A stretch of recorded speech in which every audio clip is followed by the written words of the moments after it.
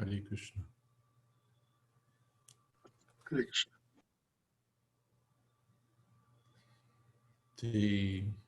Okay.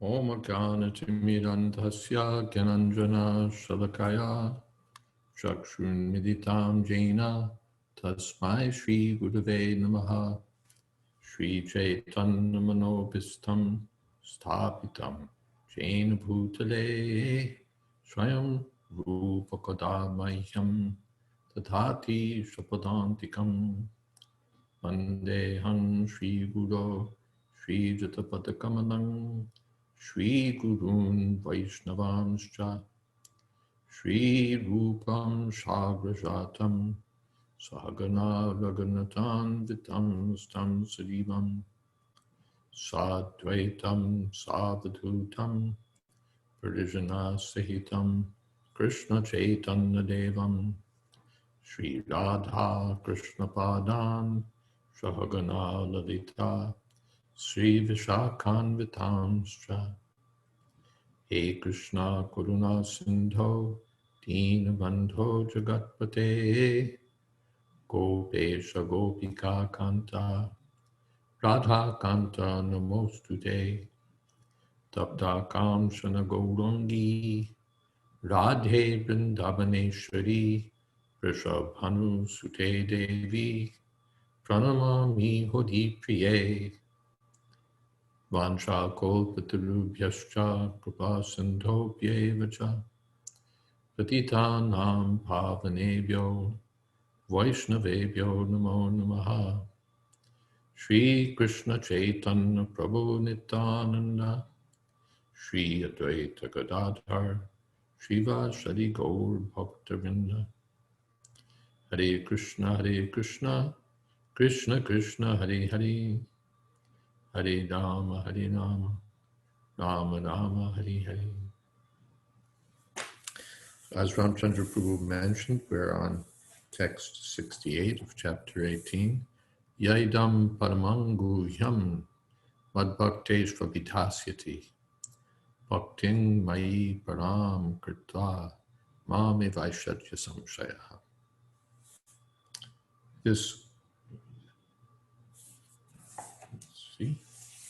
for one who explains this supreme secret to the devotees, pure devotional service is guaranteed, and at the end he will come back to me.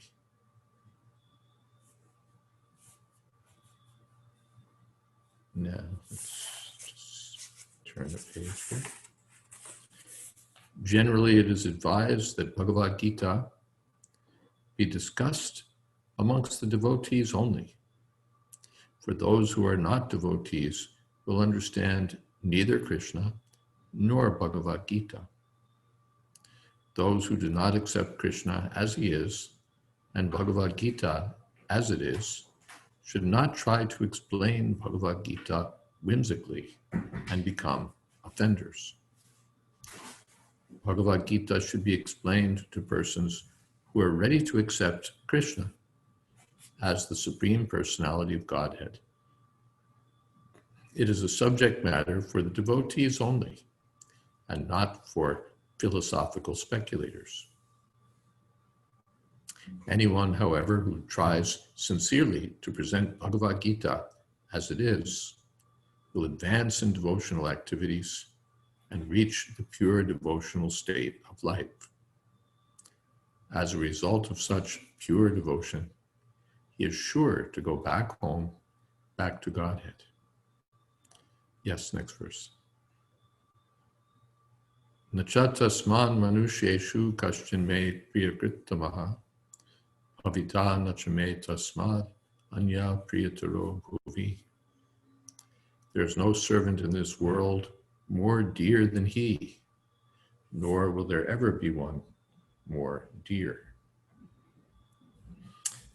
In the previous verse, 67, the idam te natapaskaya na bhaktaya kadachana na cha shrushave vachyam na chamam yogyasuyati. This confidential knowledge shouldn't be explained to Atapaskaya, those who are not austere, abhaktaya, to those who are not devotees, kadachana, at any time. Na ashushushave, to those who are not faithful, those who are not engaged in devotional service. Navacham, it shouldn't be spoken to them. Nachamam abhyasuyati, or to those who are envious. So on the one hand, we have these prohibitions. Bhagavad Gita shouldn't be spoken to these people. And then we have that it should be spoken to the devotees. Na bhaktaya, but to the devotees it should be spoken. Mad bhakteshu abhidasyati. One should speak to the devotees and not to the non-devotees. So that we have that on one hand. Then on the other hand, we have Srila Prabhupada preaching all over the world to all sorts of people and having us distribute books in every direction. So how do we reconcile these apparently contradictory instructions? In one place, Srila Prabhupada says, was it just in a previous verse? Maybe it was.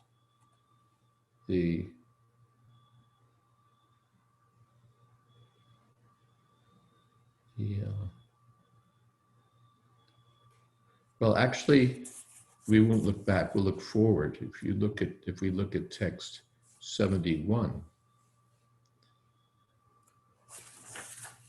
in the purport, in the 67th verse of this chapter, the Lord explicitly forbade the Gitas being spoken to those who are envious of the Lord.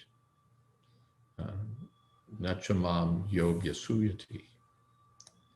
In other words, Bhagavad Gita is for the devotees only. But it so happens that sometimes the devotee of the Lord will hold open class. And in that class, not all the students are expected to be devotees. Why do such persons hold open class? It is explained here that although not everyone is a devotee, still there are many men who are not envious of Krishna. They have faith in him as the Supreme Personality of Godhead. If such persons hear from a bona fide devotee about the Lord, the result is that they become at once freed from all sinful reactions, and after that attain to the planetary system where all righteous persons are situated.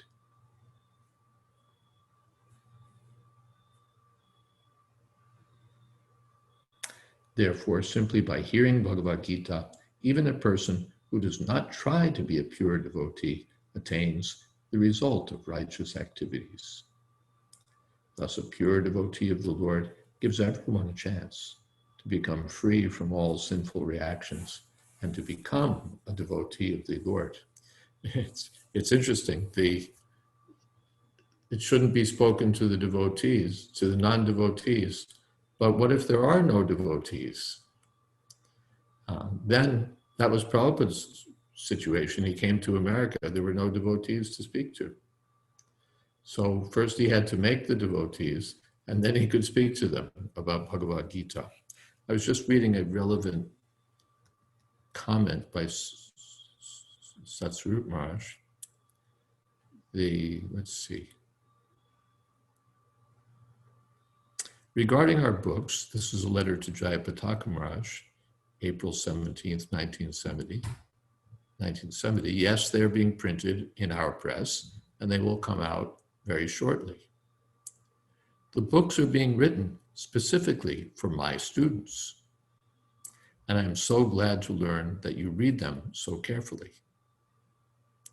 The words are ambrosial because they are not my personal words, but are instructions of my predecessors. And I am trying to administer them to the best of my knowledge. That is the way of the parampara system. And Satsrubraj comments, as a brahmachari, Jayapataka had praised Prabhupada's books as ambrosial. In this letter, Prabhupada humbly replies that his books are ambrosial, but not because of his own inventiveness. He then explains that his books are ambrosial because the parampara is ambrosial. And he describes himself as being but the carrier of the ambrosial message. Such a carrier may be considered himself to be but a faithful peon or messenger, and he might even be considered so by others. Yet this nice messenger is carrying the ambrosia of the words of the Supreme Personality of Godhead, and this is the greatest service. As Arjuna says to Krishna, I'm never satiated in hearing about you, for the more I hear, the more I want to taste the nectar of your words. However, if one tries to himself be the source of ambrosia, then that is false ego. Prabhupada always remained a faithful carrier of the nectar of Krishna, and that is his great gift to all of us. This makes him millions of times greater than one who tries to be the source of nectar by himself. Now we come to the relevant paragraph. Prabhupada carried all of his nectarian instructions, especially for the devotees. As he states in one of his purports, which we've just read, in fact, Bhagavad Gita should be explained to persons who are ready to accept Krishna as the Supreme Personality of Godhead. It is a subject matter for the devotees only, and not for philosophical speculators.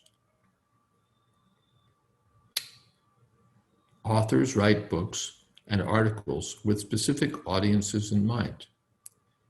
Commercial artists, for example, always pander to the public taste in order to make more money.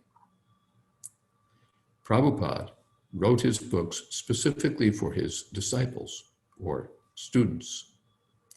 They are books written by the founder Acharya and spiritual master of ISKCON for his disciples or followers.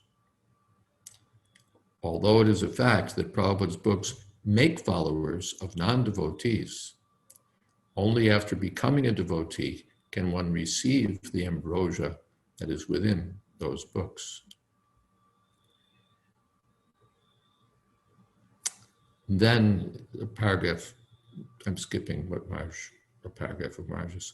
Although Prabhupada's books are for the devotees, they are at the same time the best medium for preaching to the non-devotees.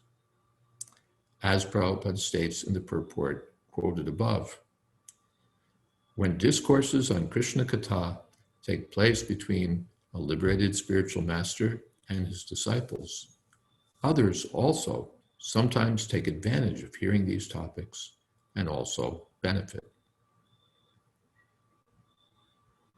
Although the Srimad Bhagavatam is in fact a very intimate discussion between two highly elevated devotees, Maharaj Parikshit and Shukadev Goswami, it is broadcast in such a way that the entire world benefits.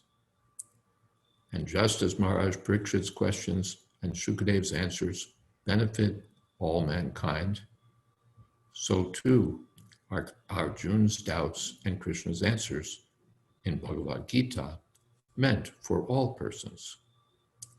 By hearing these discussions between devotee and spiritual master, onlookers benefit and can themselves become devotees. So these are some of the points that actually the books are meant for the devotees. Prabhupada said that many times. He said, I'm writing these books for my disciples, for my devotees. At the same time, they provide a way for others to become devotees. I was thinking about Prabhupada's program when he would speak at Second Avenue or elsewhere. The program was very simple, as we used to say, kirtan, lecture, kirtan. Prabhupada would lead kirtan for maybe half an hour or so. Then he would speak, and then he would again lead kirtan. So why this kirtan? Why not just jump in? The kirtan purifies the heart. So even those who don't walk in as devotees become devotees. The Chaitanya Mahaprabhu says in Chaitanya Charitamrita in Madhya Lila that anyone who chants Hare Krishna even once should be counted as a devotee. So Prabhupada would first have kirtan and let people become a little purified by chanting Hare Krishna, hearing Hare Krishna. Then it changes. You go into an academic classroom and good morning, and this morning we're going to speak on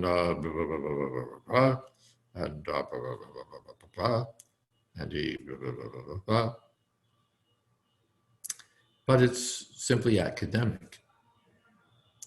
But when Prabhupada would speak, it was a different idea. First, kirtan, to, what would you say, soften the heart, purify the heart, or create some qualification. Sometimes we'd see that that people would walk out even during the kirtan. They'd poke their nose in and see the kirtan and leave. But those who stayed for the kirtan became purified. They became purified. And Prabhupada would speak. And when Prabhupada would speak, he spoke in such a way that this confidential knowledge could be digested by the non-devotees. We find this even more pronounced, highlighted in Prabhupada's presentation of the 10th canto of Srimad Bhagavatam. In the Bhagavad Gita, Krishna's, where we've just read, Yayidam Paramam Guhyam, one who speaks this supreme secret, Paramam Guhyam. And yet, although it's the supreme secret, there are still greater secrets. When we come to Srimad Bhagavatam, this is still more confidential. And when we come to the 10th canto, it's still more confidential. And yet, Srila Prabhupada presented the 10th canto of Srimad Bhagavatam for public profuse distribution in the form of the Krishna book. But he presented it in such a way that at every step, the reader is educated and reminded about the transcendental identity of Krishna.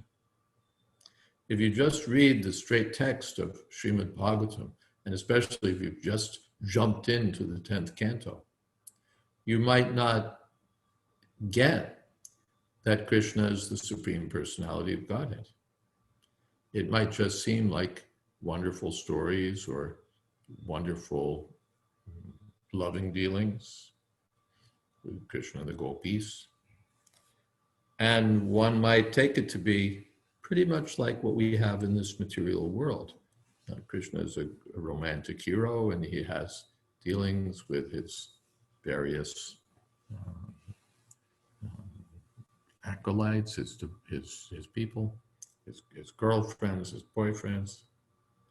And one might not get the transcendental understanding needed to appreciate these topics. So therefore, Srila Prabhupada presented Krishna book in such a way that the reader is always reminded, always clued in, that what we're hearing about are the activities of the Supreme Personality of Godhead, not those of any ordinary or even extraordinary human being. That's why sometimes when the gopis are speaking, they say, "My dear Lord Krishna, as you say in the Bhagavad Gita," and then they speak something, Parachanaya Sadhunam or whatever. So, of course, that's not in the Bhagavatam text. The gopis don't, it's not reported that the gopis say, my dear Lord, as you say in Bhagavad Gita. And Prabhupada explained, he said, that is my saying. The idea is that Prabhupada is taking the necessary opportunity to explain to the reader that this is the Supreme Personality of Godhead. So we're reading Srimad Bhagavatam, and yet we're learning Bhagavad Gita at the same time. So this is the way Prabhupada chose to present things,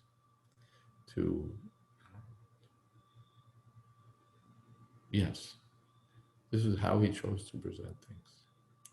So this is the prerogative of the acharyas, or the genius, you can say, of the acharyas, to present things in such a way that people will benefit. Just like you find medicine, especially these days. In India, you can buy almost anything over the counter, but in America, if you want to buy all sorts of prescription medicines, they've got very strict protocols, and you have to get a prescription, and the prescription is in various ways safeguarded, or various safeguards are in place with that whole system of prescriptions, because these are restricted. They're not over-the-counter medicines. If you want so many, what is that called? Paracetamol or so on, that you can get. But so many prescription medicines, highly restricted. But that doesn't mean that they can't be taken. It means that in order to get the benefit of these medicines, the correct medicine has to be chosen for you, and it has to be administered in the right way, in such a way that it will benefit and not cause setbacks, cause troubles. So that requires the expert guidance of the trained physician. You can't just walk into the drugstore and say, give me the most powerful thing for asthma or for joint pain. No. The qualified medical man prescribes for this patient this, for this patient that. And by taking the medicine under the direction of the physician, even they print that on boxes, to be taken only under the direction of a qualified physician. Even Ayurvedic medicine, they although everyone sort of knows what to do with it, not to be taken except under the guidance of a qualified physician. Because the qualified physician knows how to give that in such a way that the patient will benefit. There's a medicine, what is it called? Give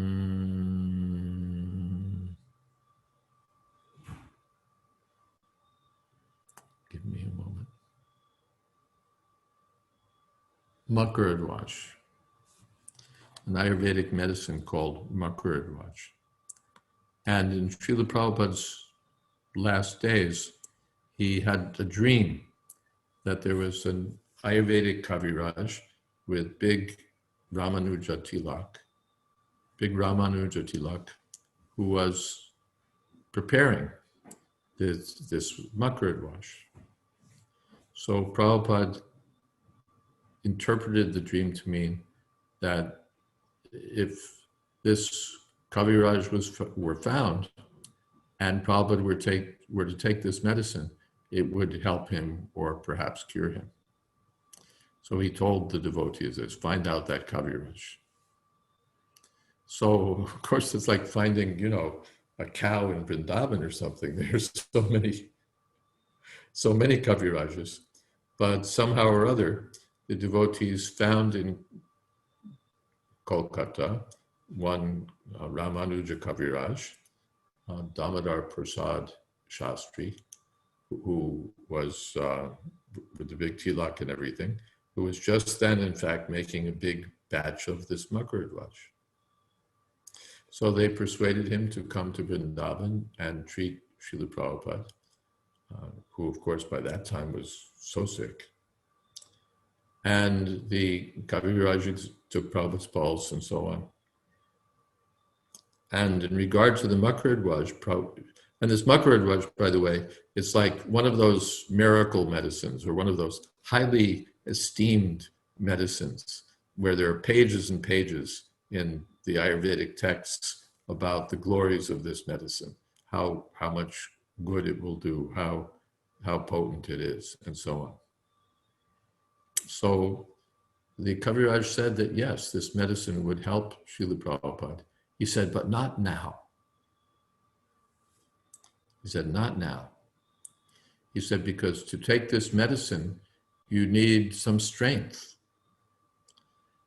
You need some strength, just like their medicine, they're just like food. It may be very nutritious, it may be very good, but you need the strength to digest it. Otherwise, the food becomes like poison. You can't digest it, however nutritious it is. What's the use? But when you have digestive fire, you take that food, then it's very nice. So the Kaviraj said, yes, this medicine will be very good for Prabhupada, but not now. He said, first I have to build up his strength and so on, then he can take it. So he gave some other medicine with that purpose.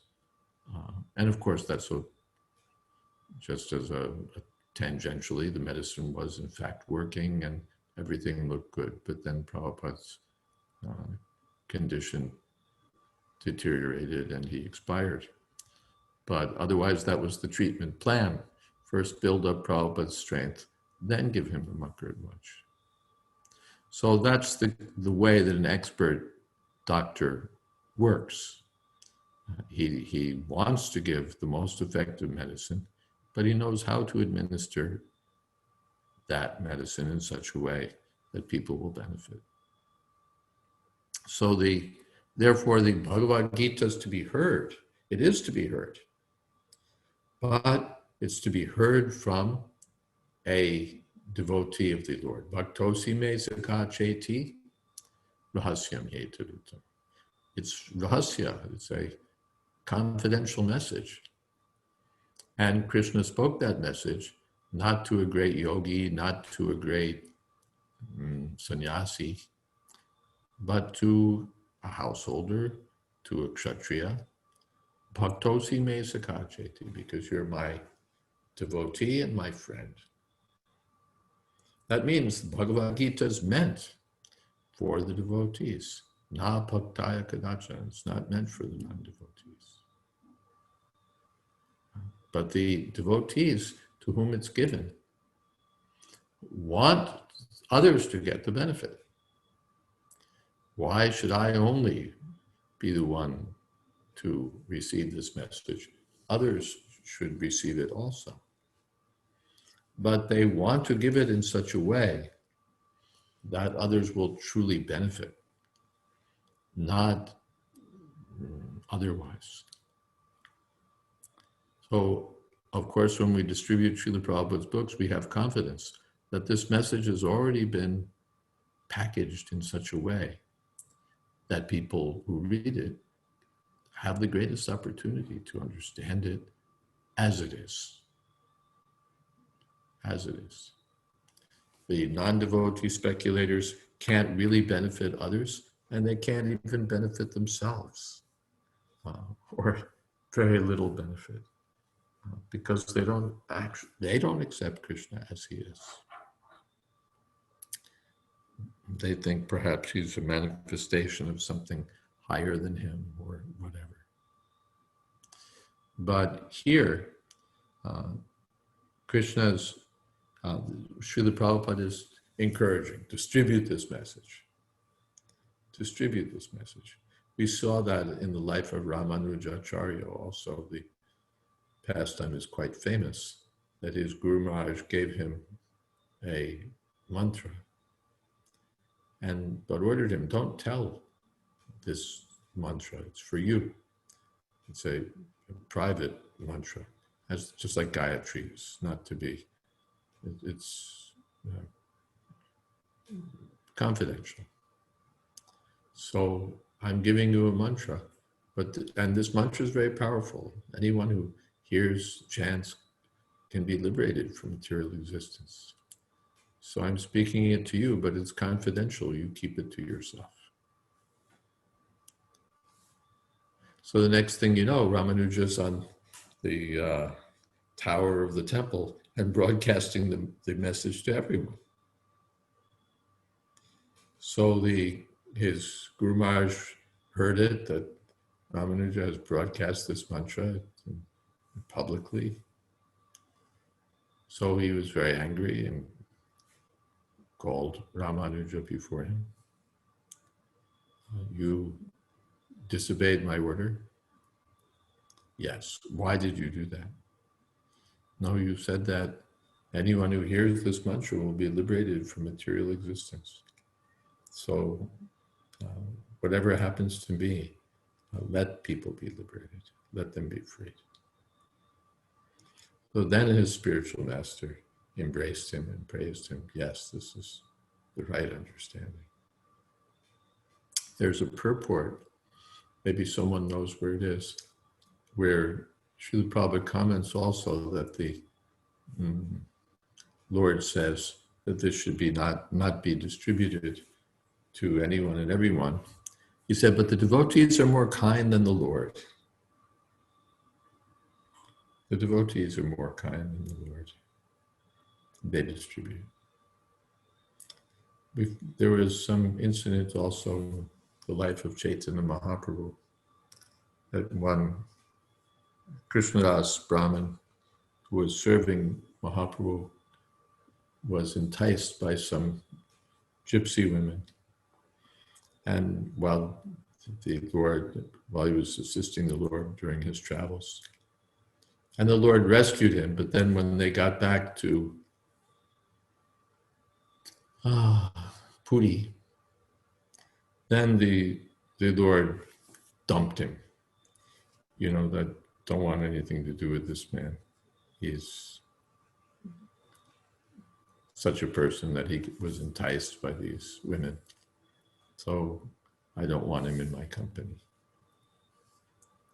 So he was expelled in that way by the Lord himself. But the devotees, Nityananda Prabhu, Advaita Acharya, they were very sympathetic to him. They were very sympathetic. Even though the Lord rejected him, they were thinking, what can we do to help him? What can we do? So then they arranged that he would be the one to,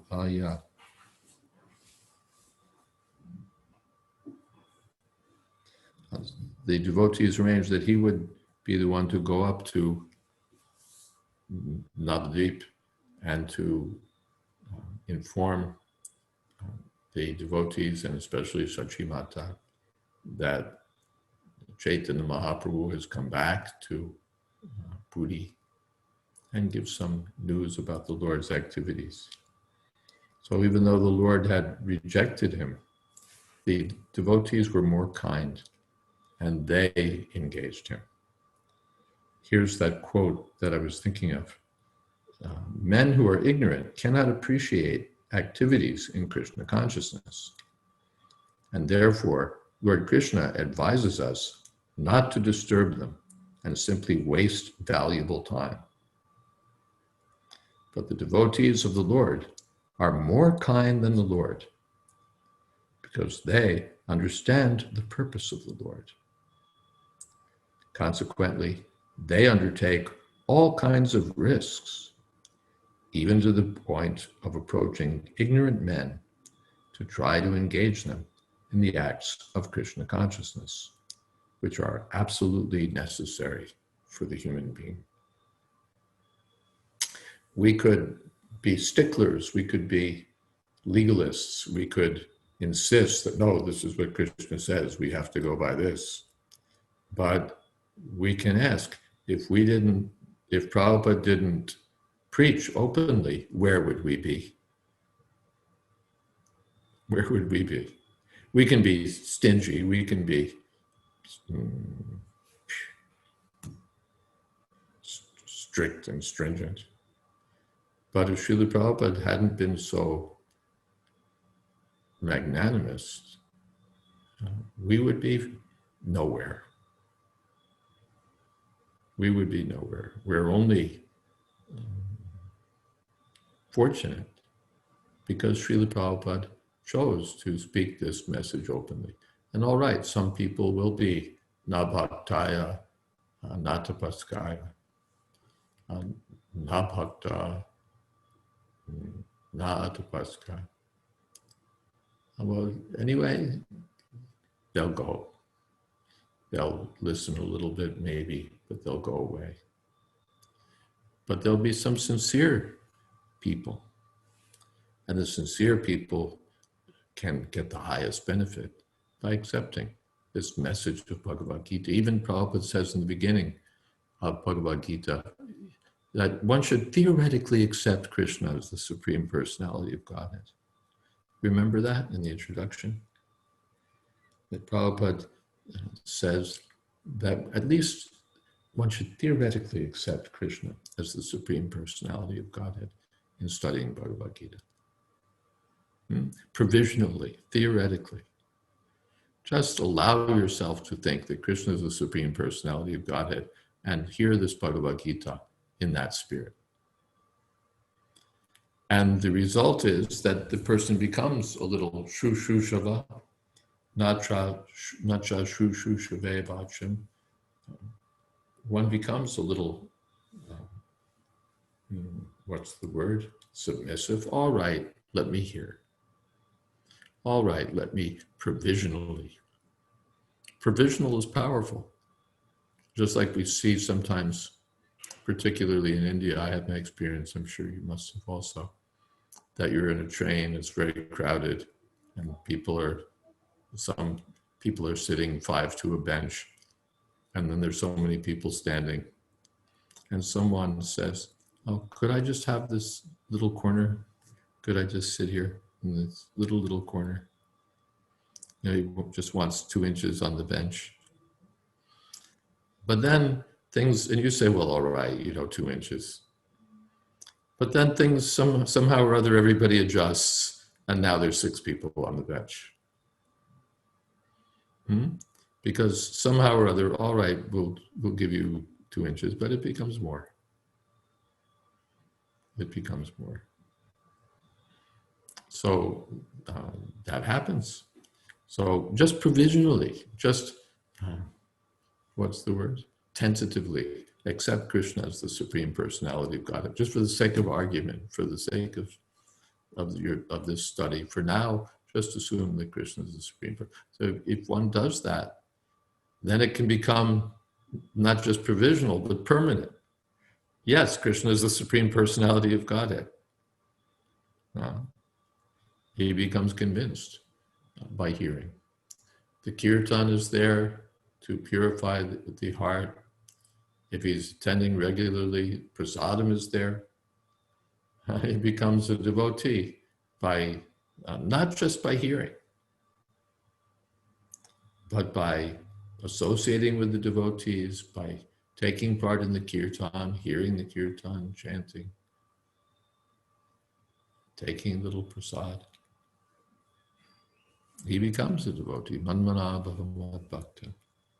Then he becomes one of those people for whom the book was written. Everyone's a devotee. Nitya siddha Krishna prema sajuka bhunai. But shravanadi shuddha chitte koriyevde. By some process, shravanadi, beginning with hearing, this devotional identity can be revived. Everyone is a devotee. Everyone is a devotee. They just don't know it. Their devotional identity has been covered. Otherwise, everyone's a devotee. By hearing Bhagavad Gita properly,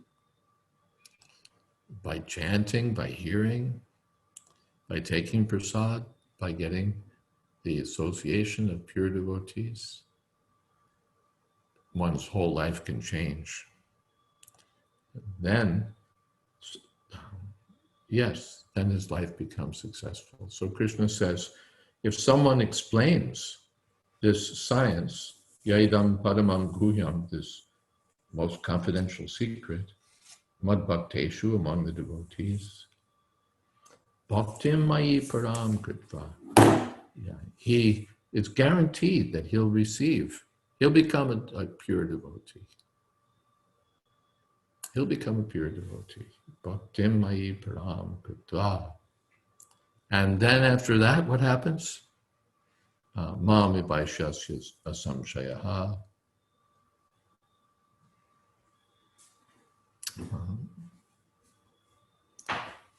Mami Vaishati. He comes to me. Asamshaya, no doubt about it, sure thing. Machatasman Manusheshu Kashchid Me Priyakritamaha.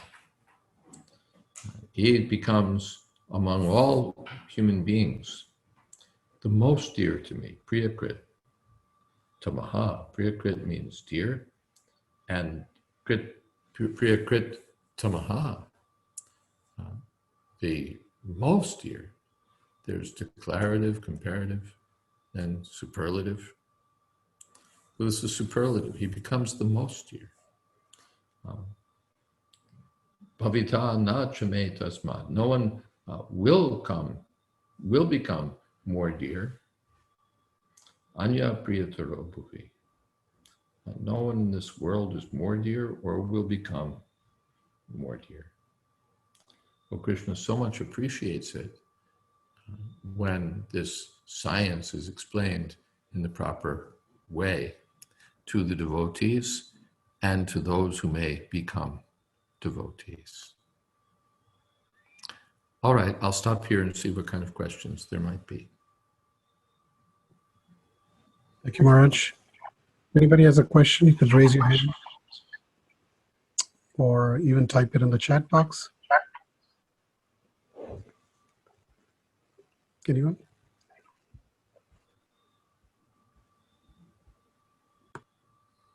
I had a question. Can Yes, I go? Maji.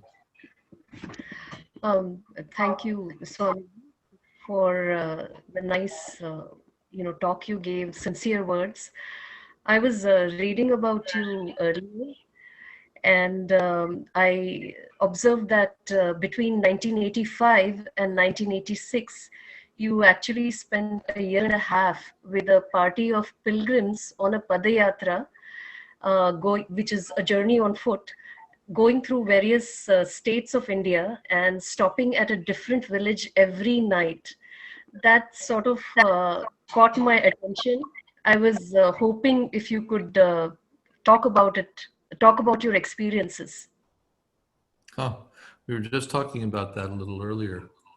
That was 1985. That means 86 was the 500th anniversary of Sri Chaitanya Mahaprabhu's Avirbhav. So a big padayatra was arranged by His Holiness Lokinath Maharaj, along with others, supporting the support and encouragement of others.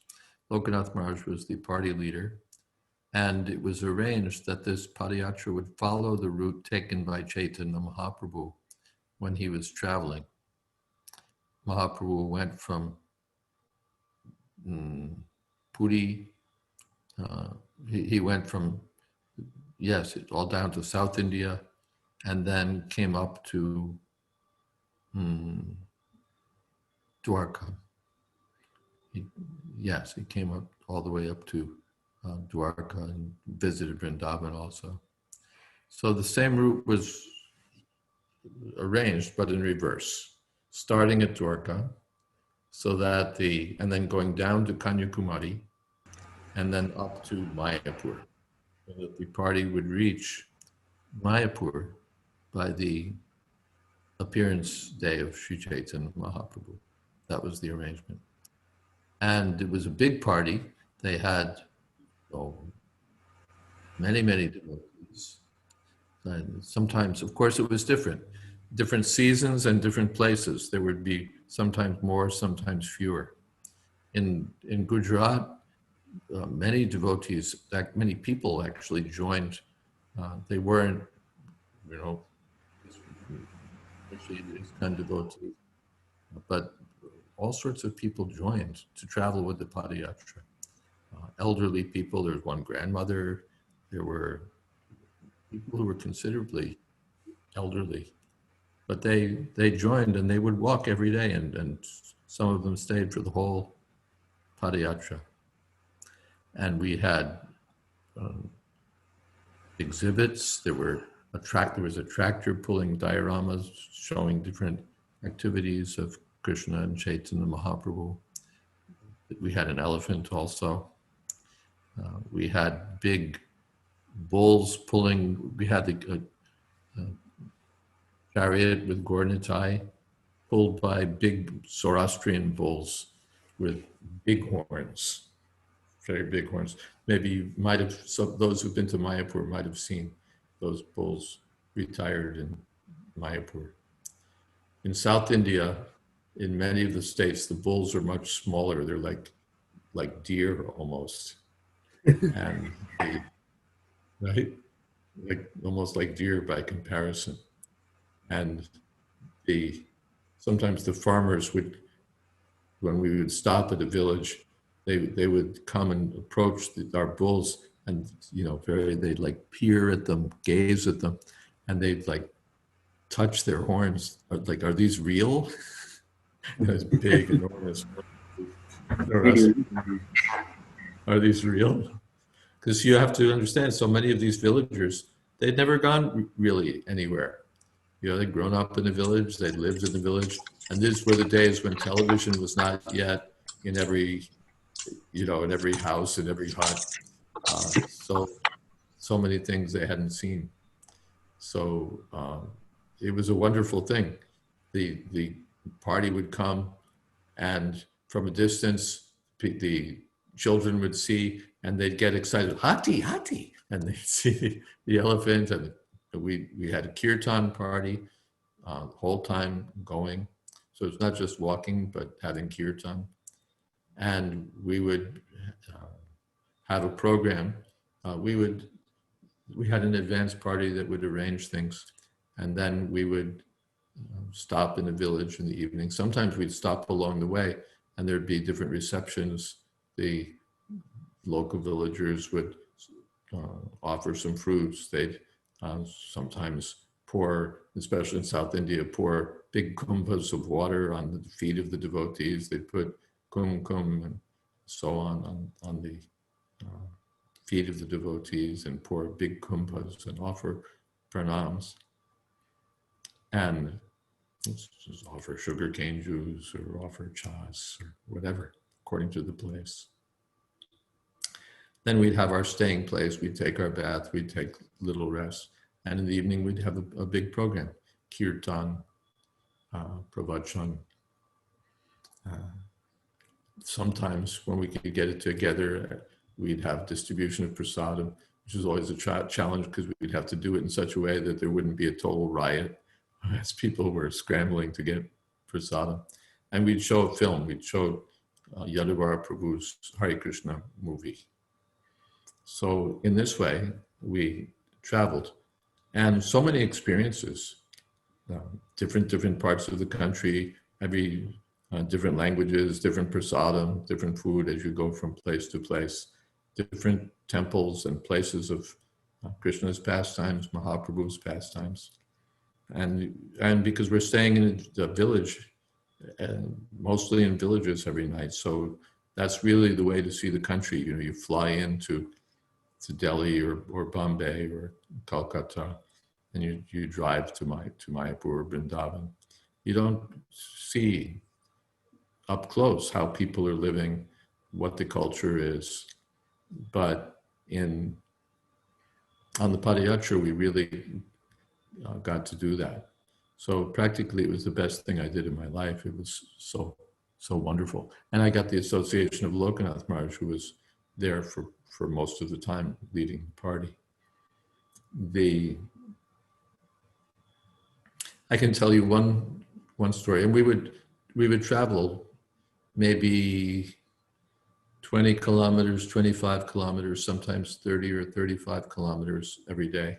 we would have Mangal Arti, and then we would begin walking early in the morning. After some time, we'd stop and have our class and take prasadam. Then we would walk some more and reach our destination. And one time, I forget where it was, but it was someplace in South India. There was a big, it was hot season, and there was, it was very hilly, all up and down, up and down. And the bulls were having trouble pulling the carts. So they would pull and they would pull and they would pull.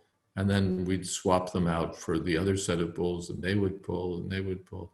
And it was so difficult that even after the bulls couldn't pull the carts anymore, then the devotees were pulling the carts. And finally, you know, after going up and down these hills, and we reached some place, and there was some grass, and the devotees were just so exhausted, they just fell out on the grass. And there were some little huts nearby. So in the place where I was on the grass someplace with a couple of other devotees, we're, you know, like stretched out. And this local village lady comes out, and she brings some little steel glasses of water and just puts them down nearby and goes back into her hut. Then she goes back into her hut and she brings little asanas and goes back. Then she comes out again and she brings some fruits. Then she comes out again and she puts some agarbatti, you know, has some incense lighted. So it was so generous. This is the hospitality that somehow these sadhus have come, and here they are. So we have to serve them. We have to serve them. Such a nice spirit. These are not highly educated people. They're not IIT graduates, but so cultured, had so much feeling. And we got to see that sort of culture close up. I was told the story, one devotee girl, I think, she was here in America, I think it was in New York, and she came to visit a friend. The friend is living in an apartment building. So the devotee comes and somehow the friend is not there, or she's like not arrived yet. So the girl's sitting on she's standing there outside the door on the landing, and she's waiting, when will the friend come? And meanwhile, some neighbor like opens the door and opens his door and, you know, asks some questions like, who are you and where are you from and why are you here and what's going on? You know, all suspicious and like an interrogation. And she answers something. So the guy's like a little satisfied and he closes the door. And, you know, that's it. She has to like wait outside in the hallway for half an hour or something like that for her friend to come. But if it had been India, you know, come into my house, wait here, take some fruit, take something, you know, that hospitality would have been there. But no, not in America. It's like, are you a thief or are you, you know, what are you? That spirit. And well, in New York too, so many people are thieves and whatever. But such a difference. The other thing we saw was that even in India, when we were on Padayatra, if we came to a village, if there were 3,000 people, say, in the village, then for our evening program, 5,000 people would come. Because they'd come from, the word would get out and they'd come from every direction. But if we were in a city of, say, 300,000 people, then maybe 40 people would come. That's the city. In the villages, people were so enthusiastic. And we saw sometimes they would make such arrangements. They would arrange big feasts for thousands of people, and so expertly. I can't, time doesn't allow, or I could tell you stories how in the villages they would make such wonderful arrangements for thousands of people to take prasadam. Thousands of people to take prasadam. That was wonderful. And in big temples in India, we got wonderful receptions. They would, in South India, Purna Kumbha, Brahmins would chant mantras and greet the devotees, and arrange for special darshan, special prasadam, except in Jagannath Puri. Jagannath Puri, they formed it. The rumor was there that the ISKCON devotees are coming and they plan to invade the Jagannath temple. So the Pandas arranged they formed a Jagannath, forget what it was, Jagannath Temple Protection Committee or something. And there was one man, he'd been a very prominent political leader in Orissa. What is his name? Biju Patnaik, that sounds right. Is that right? Very celebrated leader there in Orissa. And he, I think at that time, retired from politics, but he was running a newspaper. So he ran big feature articles that pretty much along the line of Prabhupada's preaching, that Jagannath he's Jagannath, he's not Orissanath, and he should, everyone should be welcome to enter the temple. And in that way, he was speaking very strongly. And then the Jagannath Temple Protection Committee would write a letter with their side of the story and protesting and go on like that. And he would give a lot of space to their answer, and then he would come back with a still stronger answer. So in this way, it was for weeks while we were walking every day, 25 kilometers closer, 25 kilometers closer. So the newspapers were full of this back and forth about the right of all the devotees of Lord Jagannath to have his darshan and to enter the temple. So then we finally got there, and we didn't invade. We just had kirtan around the temple, and the pandas arranged themselves outside the gates to glare at us and so on. And we just had kirtan.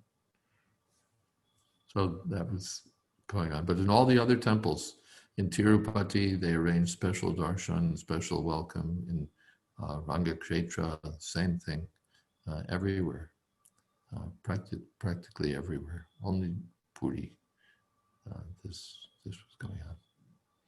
And finally, we did reach Mayapur, and there was a big celebration there.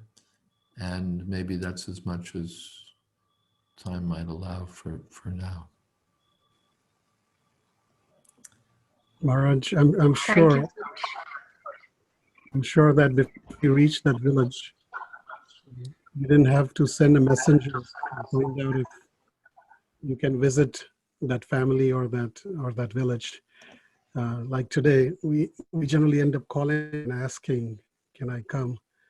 And I wonder sometimes, so much so for our civilization and becoming more polished and advanced, that those relations are pretty much, and those values, or that culture is gone, where even amongst devotees, what to speak about New York City, that we have to call and say, "Can I stop by to drop off something?" Or why is that? I sometimes wonder why. Well, that's your modern and especially city life. In the villages, people just drop by at any time, and they're welcome, and these nice friendly dealings are there. But in our geared up, passionate cities, and that's really what it is passion. You need an appointment, and why are you coming? And all right, I can give you 15 minutes, but not more. And I'm sorry, I'm very busy, and blah blah blah blah blah. And that's how life is, all tight. Even we hear, like, for example, simple thing, not on the same level, but in Italy, it's the pastime of people that after lunch they'll uh, take a long break. They'll rest, like a siesta, as they have it in Latin America. There's a name for it in Italy, but I've forgotten. But then because they had the European Union, and everything's supposed to be standardized, hours are supposed to be standardized, and currency is supposed to be standardized. So then they wanted to knock all that out, just 9 to 5. And what is this long rest in the afternoon? So I don't know the ins and outs of it, but I think the European Union has probably prevailed pretty much, or certainly to a large extent, wiping out much of the old cultural tradition. Well, these things are going on. But I was telling another story earlier. I'll just tell again. We were just talking about this. We came to one village. I forget where it was. And wasn't the biggest village, but it wasn't the smallest. It was substantial. And we traveled a long time to get there. It was a long walk. And when we got there, they'd made so many arrangements to greet the devotees, and they were so enthusiastic, completely enthusiastic that the devotees had come. And they'd organized that the devotees would be able to come and visit all the different homes. And then in each home, they would have a reception. They'd have, so of course, the lanes of the village were quite narrow. So we couldn't bring our cart with the deities and the bulls. So all right, we brought the little deities, and our pujaris carrying the little deities on his head or in his hands. And so then we visited a house, and at the house they blew their conch shells, and they ulu-ulu'd, and they had agarbati and arti, and offering fruits and all of those things, and offering pranams to Gornitai. And we had one local village person, he's leading us. So he brought us to the first house. Then he brought us to the second house. Same story. The conch shells and the fruits and the water and the arti tray, everything. Then the third house, then the fourth house, then the fifth house, then the 10th house, then the 40th house, then the 50th house. And it's like everybody in the village wanted to be able to greet Gornitai and to offer something. And it's like an hour, it's 2 hours, it's 3 hours. The sun is already gone down, and our guide is saying, just a few houses more, Swamiji, just a few houses more, Swamiji.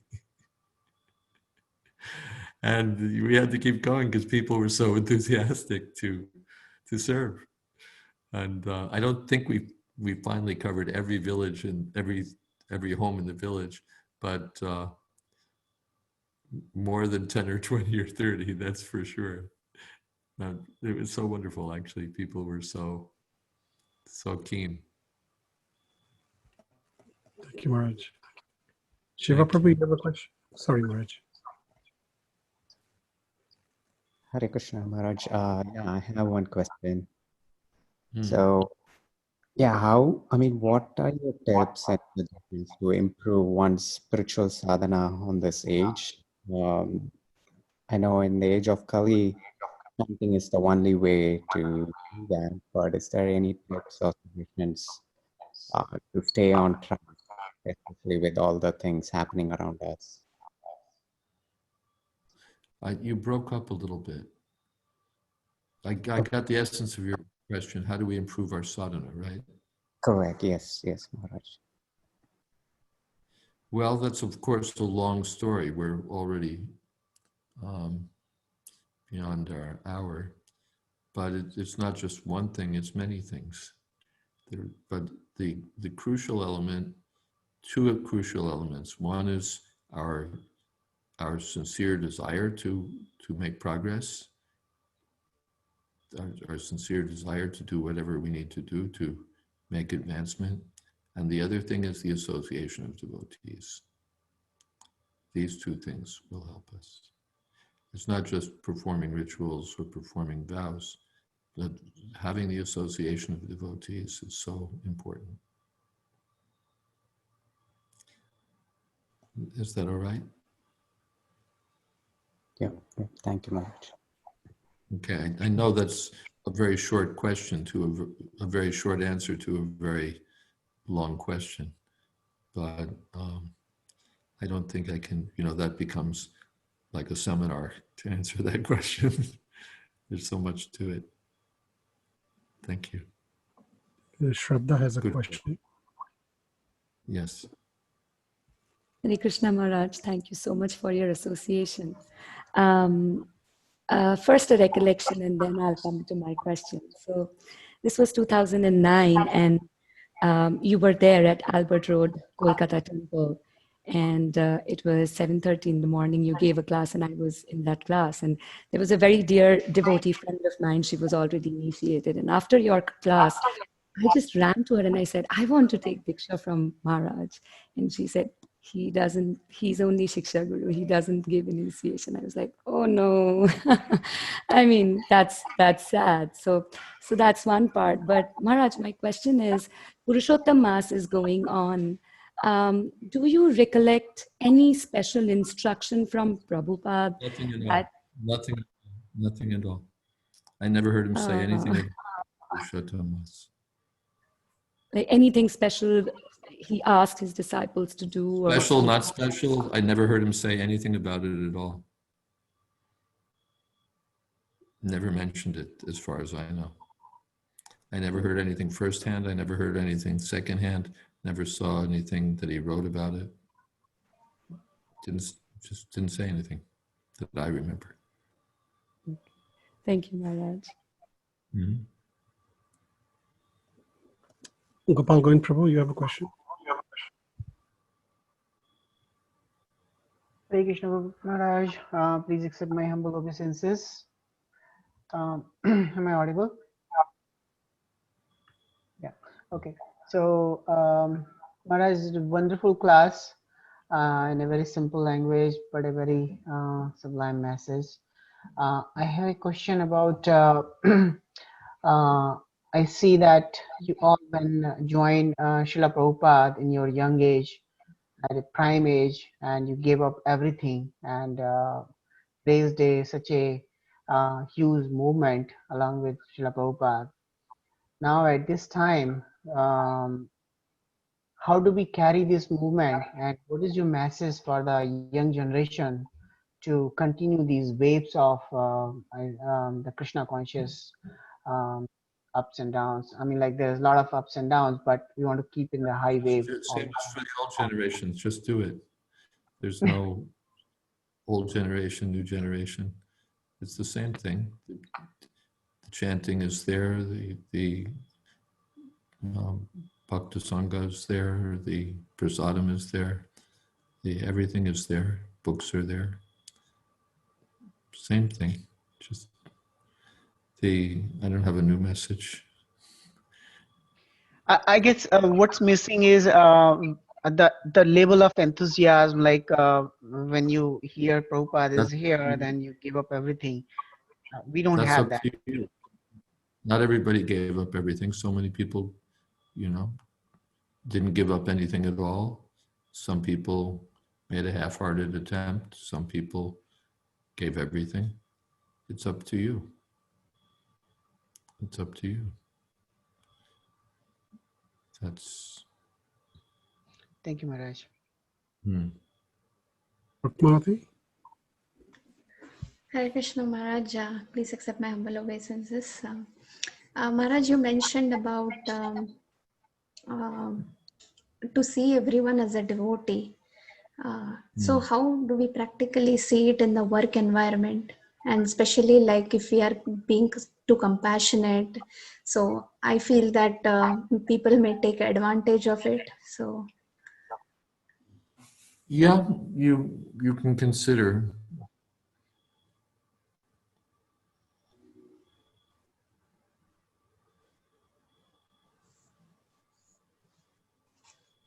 In the work environment, you may want to be even a little standoffish. After all, these people, we say everyone's a devotee, but that's also like Mahabhagavat vision. On the lower level of vision, our level of vision, some people are devotees, some people are non-devotees. So the people in the office may not be very inclined at all toward anything devotional. They may be, really looking for sense gratification. Some of them may be, real rogues even. And you may want to keep your distance. Just do your work and not mix with them very, very extensively, because their interest is one thing and your interest is another thing. So that's also possible. Otherwise, in every crowd, there may be some people who are a little friendly, a little interested. It depends on the environment in your workplace. It depends on who's there.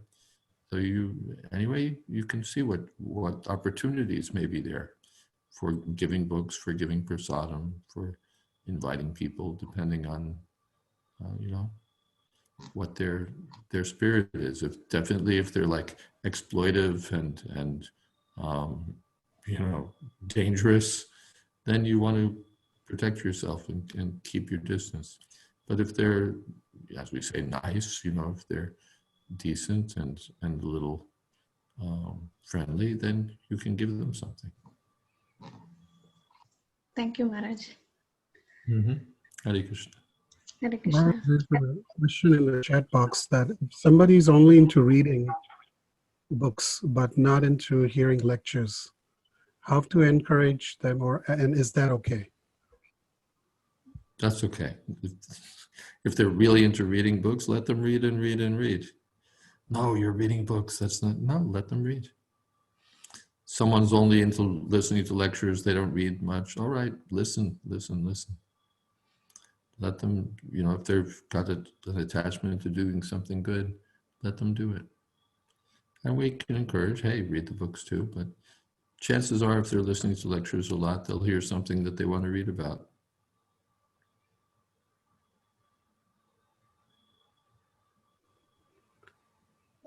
Maharaj, we today read that you mentioned a couple of times how Srila Prabhupada took so many risks in his life. Many devotees took risks, and they continue to. And they're very enthusiastic, just like you mentioned, the villages. But sometimes devotees are at different levels. Somebody's very enthusiastic, very risk-taking. Some are very less. But at sometimes they tend to point fingers or criticize somebody who's more enthusiastic or somebody who's less enthusiastic, and commit in a parad, I think, I feel. That we should try to avoid. We should try to appreciate those who are bold and daring. We give them all encouragement and respect.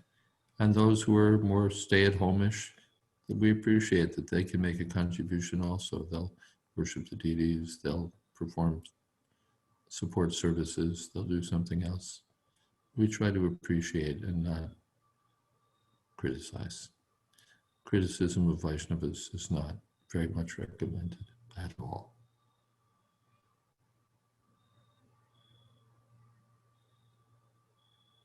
Appreciation is better.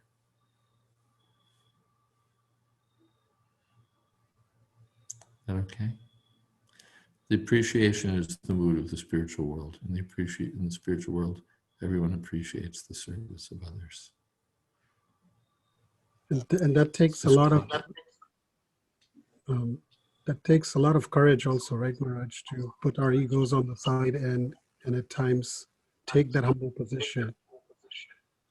Well, for some people it may require courage. For some people it may take discipline. For some people it may take determination. For some people it may be natural. They're just naturally appreciative and soft-hearted and advanced in that way.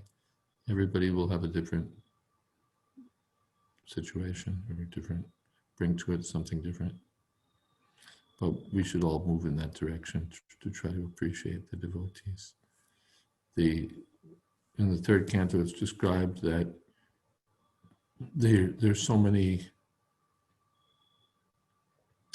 devotees in Vaikuntha glorifying the Lord with beautiful songs and instruments and so on. But when the bees hum, then the other devotees stop to listen to the bees glorifying Krishna. They appreciate. They don't say, "Oh, bees." They appreciate. Oh, the bees are also glorifying Krishna.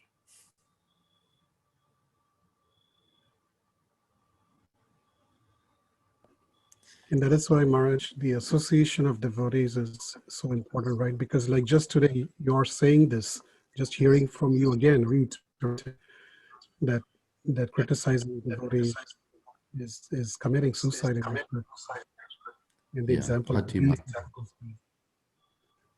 If we are not in the association, we tend to forget these things. Yeah. Hatimat, the mad elephant offense, we should carefully watch out for. Try to appreciate.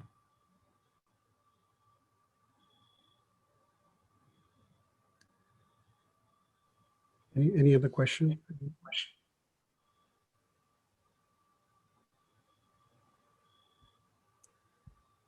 Okay. All right.